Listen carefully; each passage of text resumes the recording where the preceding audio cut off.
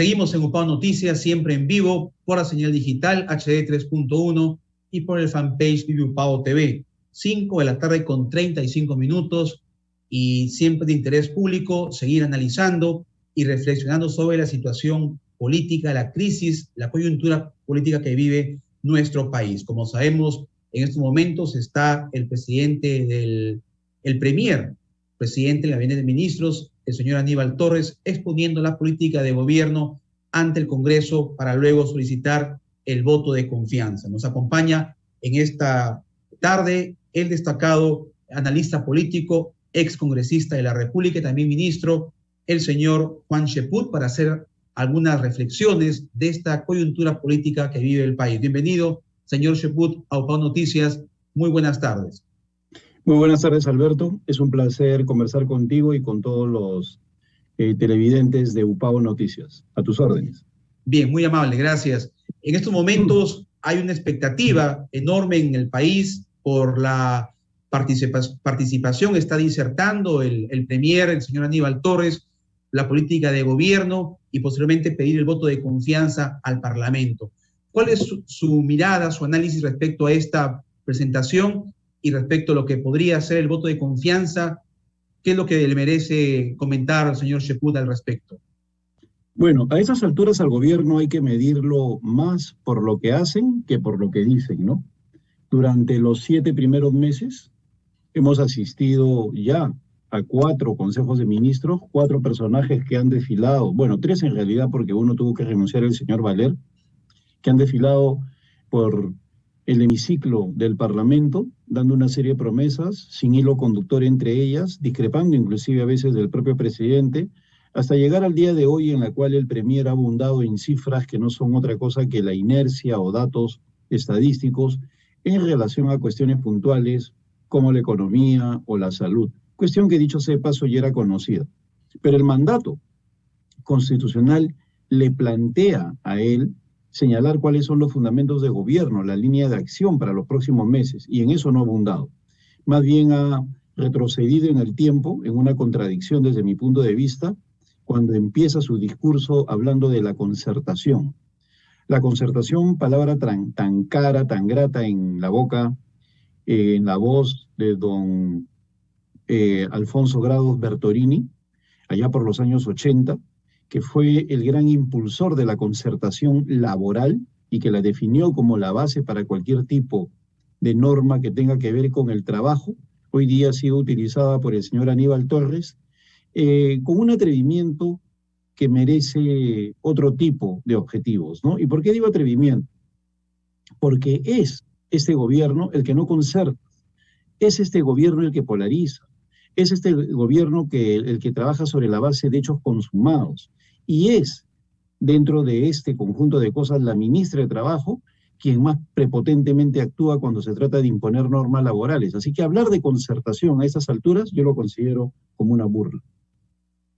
Ahora, esperemos cuál será el desenlace de esta presentación en las próximas horas del premier, y también es importante conversar de su experiencia como ex parlamentario y ministro. Hay en la sociedad un sentimiento que se ha reflejado el último fin de semana, esta marcha nacional de la vacancia del presidente, el profesor Pedro Castillo. De su experiencia, esta vacancia, ¿cuál es la base legal por la que está el pueblo pidiendo esta situación? Bueno, la base legal está en la Constitución. La Constitución permite en su artículo 113 vacar al presidente por permanente incapacidad moral, por renuncia del propio presidente o por aquello que se estipule en el artículo 117 de la misma Constitución, donde se habla de la traición a la patria. Y los 3 elementos, como nunca en este siglo, y subrayo, como nunca en este siglo, están presentes. Hay una moción de censura, hay una exigencia de la calle para que renuncie, y hay una denuncia constitucional por traición a la patria. O sea, yo nunca he visto que de los fundamentos para que el presidente se marche, 3 estén presentes en estos momentos. Cosa que nunca se ha visto. Eso ya demuestra la calidad de este gobierno, el deterioro en el que se encuentra y por sobre todas las cosas, la incapacidad del presidente para poder gestionar eficientemente y no darse cuenta de la realidad. Ahí está el fundamento constitucional. Por otro lado, una carga adicional la constituye la ilegitimidad, que no es otra cosa que la pérdida de respaldo ciudadano. En ese sentido, el presidente está en caída libre según todas las encuestas. O sea, ya no es solo que no tenga mayoría en el Parlamento, que no la tiene, sino que tampoco tiene un apoyo sustantivo en la calle, pues según algunas encuestas ya se encontraría por debajo del 20% de apoyo, con tendencia a seguir cayendo. Entonces, con esos elementos presentes, más el deterioro económico de los servicios sociales, yo creo que la posibilidad de que el presidente se marche del gobierno es muy alta. Ahora, lamentablemente, en el Congreso parece que no existe el temperamento adecuado, la vocación de tejer alianzas en torno a esta vacancia, sea por inexperiencia de los parlamentarios, o sea por falta de voluntad política, o sea por presión del gobierno, lo que sea, pero no existen en estos momentos los votos suficientes. Entonces será la ciudadanía la que a través de diversos planteamientos y movilizaciones hará que el presidente Castillo tenga que marcharse de la jefatura de Estado. Ahora, en el escenario que el presidente dé un paso al costado, se proceda a la vacancia presidencial, ¿qué es lo que corresponde? Elecciones generales, tanto del legislativo como el ejecutivo.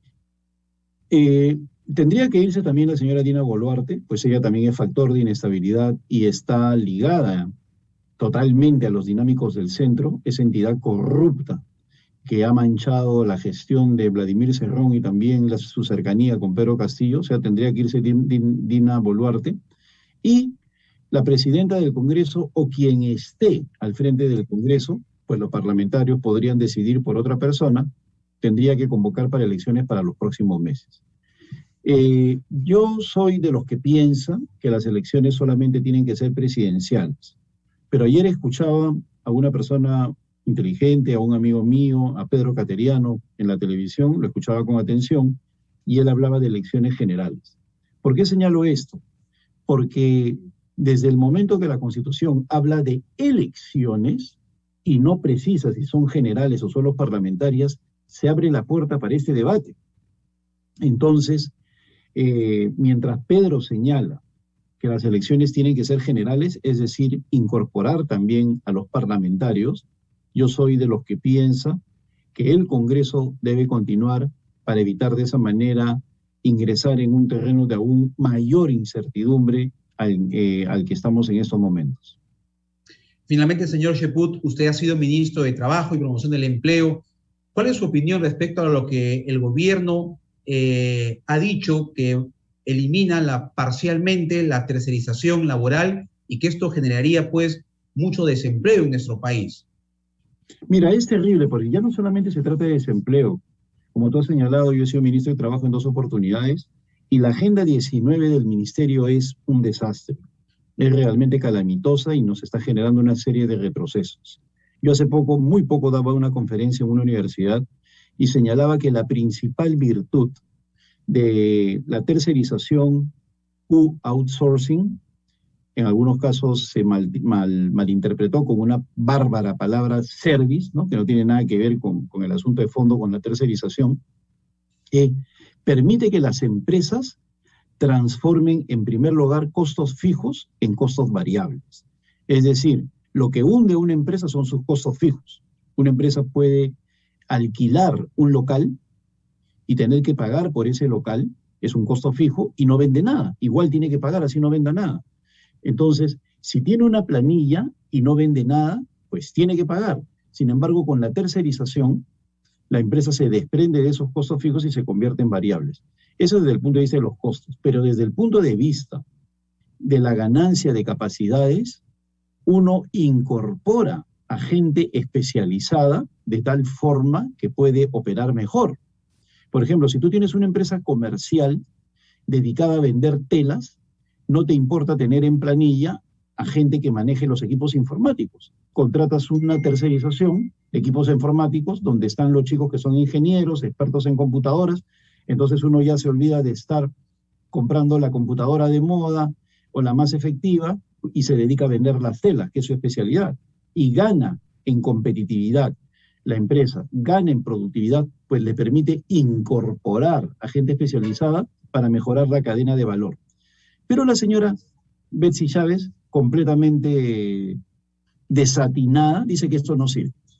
Con lo cual, a un mercado ya restringido, empobrecido, sin futuro, le agrega que perdemos productividad porque ya no se va a poder tercerizar, porque la señora quiere que todo el mundo pase planilla, con lo cual va a terminar de hundir las subcontrataciones que hacen ahorita las micro y pequeñas empresas, las medianas empresas, etcétera, etcétera.